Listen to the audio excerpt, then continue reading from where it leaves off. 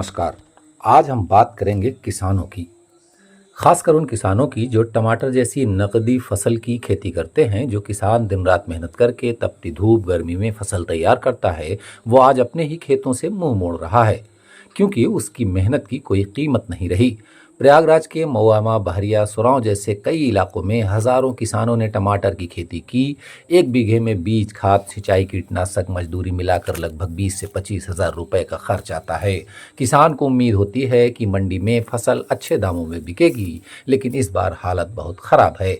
मुंडेरा मंडी प्रयागराज में टमाटर का भाव पिछले एक महीने से सिर्फ 50 से 60 रुपए प्रति कैरेट चल रहा है। एक कैरेट में लगभग 26 से 28 किलो टमाटर आता है और उसकी ढुलाई, तोड़ाई, पल्लेदारी, कमीशन समेत कुल खर्च ही लगभग 60 से 65 रुपए बैठता है। यानी बेचने पर पैसा नहीं, बल्कि उनका उल्टा घाटा हो सकता है।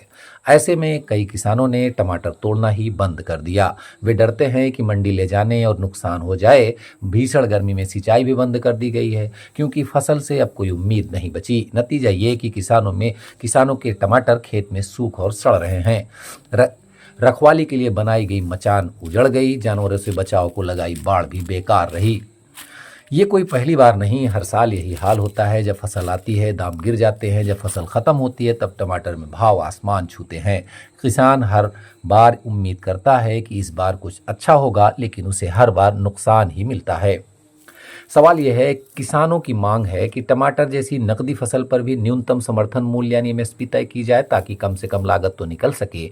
गांव में कोल्ड स्टोरेज बनाए जाएं, जिससे फसल को कुछ दिन रोका जा सके और तब बेचा जाए जब दाम अच्छे मिलें। साथ ही गांव में प्रोसेसिंग यूनिट लगे, जहां टमाटर से सॉस, चटनी, अचार और जैसे उत्पाद बनाए जाएं। इससे फसल खराब नहीं होगी और किसान को मुनाफा भी मिलेगा।